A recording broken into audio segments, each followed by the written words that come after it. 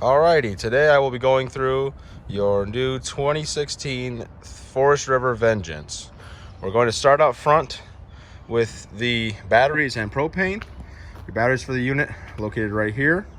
You have 2 propane cylinders on this unit.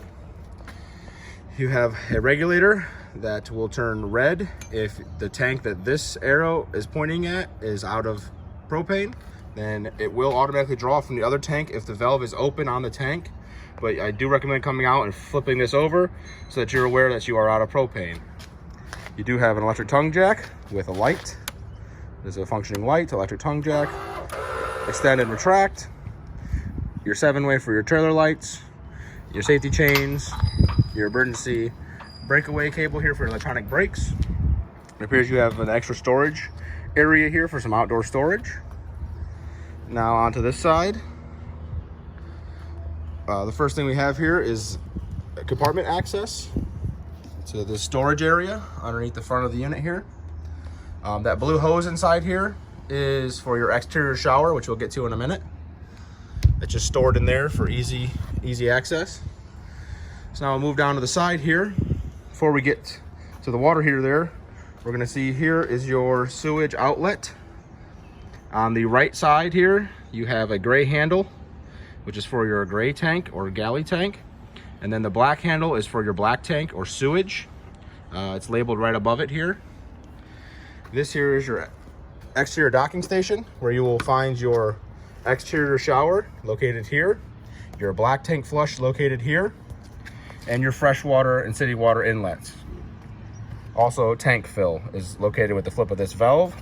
It's labeled on the valve. It's kind of hard to see here in the video, but it'll show tank vent there down here. Flip it one direction, you'll be able to fill your tank. Again, it's labeled here and it has some more warnings here. Next is going to be your water heater. This is a gas and electric option. It only has the options for gas inside the unit. If you'd like to run it on electric, you must come out here. And if you look, there's a little switch that once this is full of water, you're gonna wanna make sure you flip that switch on. And that will turn your electric water heater on. Again, make sure that there is water in the tank and that this rod, this anode rod, is put back in here and is tight in place. So that way you can fill it with water, because you do not want to heat this without water inside the tank. You will damage the water heater. So these here, this vent here and this vent here are vents for your refrigerator. There are fans back there behind it, so you will hear some noise occasionally coming from them. If you need to access the refrigerator for any reason, you can take and turn these knobs here. It gives you access to the refrigerator. Caution, this is the furnace vent. This will get hot, so watch out when the furnace is on. This is where your 30 amp shore cord plugs in, where you get shore power. Moving on back here, you'll notice a couple of these vents across the whole unit. These are vents for the toy hauler section. So if you have a toy in there, something that runs on gasoline or something, when towing, in order to stop building fumes inside the unit, I'd open these corresponding little vents here to air out that interior of this while you're towing something. Back here is the rear ramp door. If I can get back here a little better here. Pretty simple to open. It has these latches here, which do have holes in them, so you can put locks on them. But to open it, you just simply push this open, reach over here, kind of brace the door, push this up and push this away from itself and get it down out of the way. And then again, you do the same thing on this side. Just flip this little switch, push that up. And now careful, because now the door is free. So we're gonna have to kind of let this door down. Beware, it is a pretty heavy door. I would recommend at least 2 people. And now once this door is down,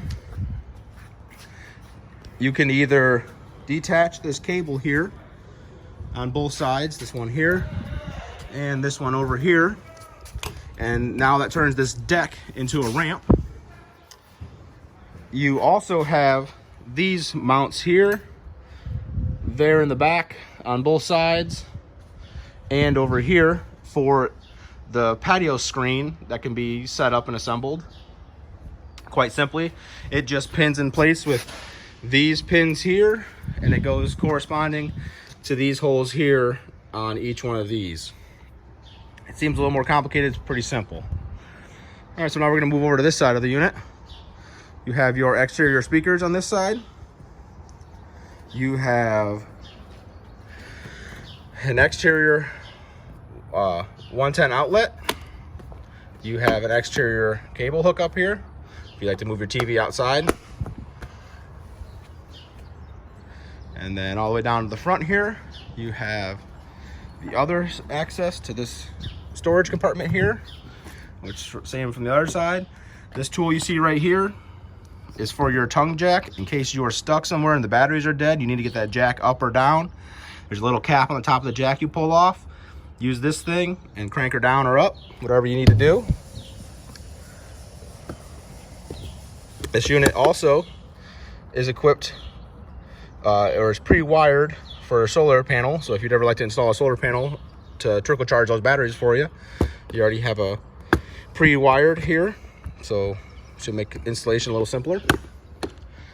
You have your awning here. In order to adjust these awning arms for pitch in case it starts raining, all you have to do is come over to them, and you can just pull down or push up depending on what you need to do. If you need to get this side to come down in case it's raining or something, just remember to make sure they're straight when you put them away. You don't close them with the folded up. You don't want to damage your awning. All right, now let's go inside the unit. If you look here too, there's one more of those vents for the exhaust gases and fumes. So you go inside the unit here, and first thing you're going to see is the switch panels here and the awning extend retract. If you see I'm retracting the awning, hold that button down, the awning comes in. Hold it the other way, the awning extends. These switches control various lights throughout the unit. This one is interior lights, and you'll kind of have to just play with them here. They all have their own function, whether it be mood lighting, there's blue mood lights, or interior overhead lights. We'll start up here with the bedroom.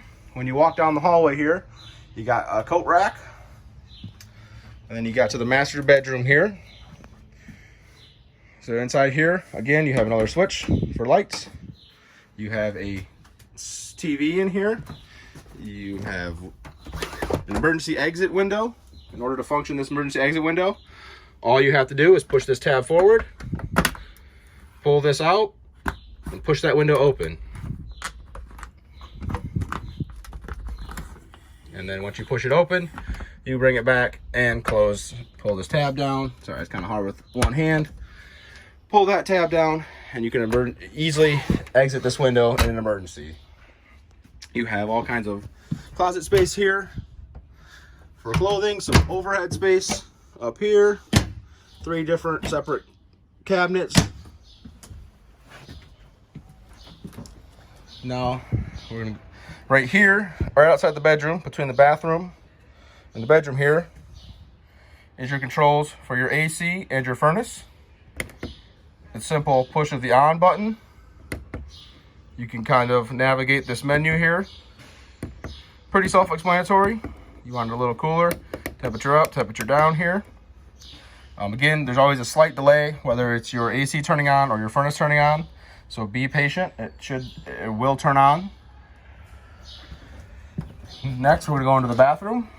You see you have your toilet here. You have a sink with a nice little fold up additional shelf space there, or counter space, I'm sorry. You have your vanity mirror here with storage behind. You also have rings for a shower curtain, for your shower curtain rod here for your shower. Standard hot and cold. You also have a nice skylight for natural lighting while in the shower. Again, the switches are going to be right here. This switch controls your fan up here or your vent. So if you're in the shower, you can open that vent up and turn the fan on. And then this switch controls the lights in the bathroom. So now we're gonna go into the toy hauler area / kitchen living area. Right here, you have the overhead bunks. 2 bunks here. Each bunk has a window and a curtain to separate from the rest of the room here, so people can get some sleep and some privacy. And then your refrigerator right here. The refrigerator will run on auto, so you just click this on and it will run on gas until there's no more gas. They do take up to 8 hours to fully cool, so don't be alarmed when you pull into the campground and your refrigerator is not cold for the first little bit of time. Just be patient, give it time. It's not like a residential refrigerator. It takes a little bit of time to cool. Right here, you have your microwave and range top, cooktop. And then above that, you have your range vent with a light and with a fan. And then next to that, you have your sink. And then above that, you have nice storage space across the whole top here. And then you have your TV for this area. Over here, you have a charging station or center with a 12-volt cigarette style lighter port for it, for you to charge, as well as 2 USB ports to charge. And then this is where your incoming cable would be, and you have another outlet up here. Right below that is going to be your fuse panel breaker box with a unit cutoff, battery cutoff here. So if you're storing the unit, I recommend flipping that to the off position to try to save some of that battery life. And then now, over to our left here, we have the radio, which you have speakers inside here. And then you also have speakers right outside here. There should be zones on the radio to control interior or exterior speakers. There is also the manual right here. The manual right here for the audio system, in case you'd like to change any of the functions or features. And then we have this table, which folds up for easy storage. These right here are the patio screens that you can assemble and set out here onto the patio here, so you can use it as a patio, not just a ramp for getting your toys in or out. And then you have your scissor or jackknife couches back here that do fold up out of the way. It's gonna be kind of hard, but I'll try to show you here. So this folds down in this direction. It flips all the way down and around, just like that first. And if you were to do that with both sides, and make sure you extend the feet, then these little feet here, and they click in place. You push this lever down, spin it over, it clicks back up into place here. You want to do that so that if you are sitting on this while it is in this position or sleeping on it, that you don't fall. And then in order to pick this up, you just pick the whole thing up. Picks up, swivels back, take the leg here, close that leg, and there's these straps on each one right here. On the end of these straps, you have a little hook, and if you look right behind this little window shield, you have a little latch for that hook to go on.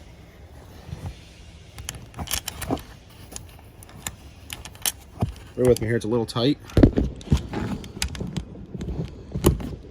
And just like that, clip it on there, and now this won't go anywhere while you are traveling down the road. You have a fire extinguisher mounted right here in case of emergency.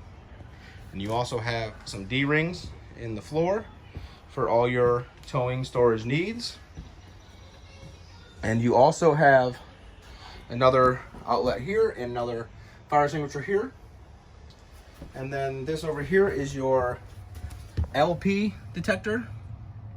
If you have an LP leak or a CO2 leak, it will let you know. And one thing I forgot to mention while we were over here at the sink here, this right here is your controls for your water pump. This turns your water pump on. This right here turns your water heater on gas only, unless you have that. And if you want electric, you have to go out there and hit that switch on the water heater itself. This here is just a read of your tanks. So you can get a readout and make sure that when they're full, when they're empty. And then above here, you have a little more storage with this nice little net to catch wherever you put up there. And then right here, you have these little screens that roll down.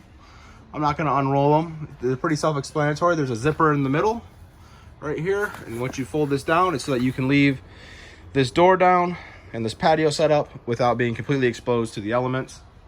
You can roll those down.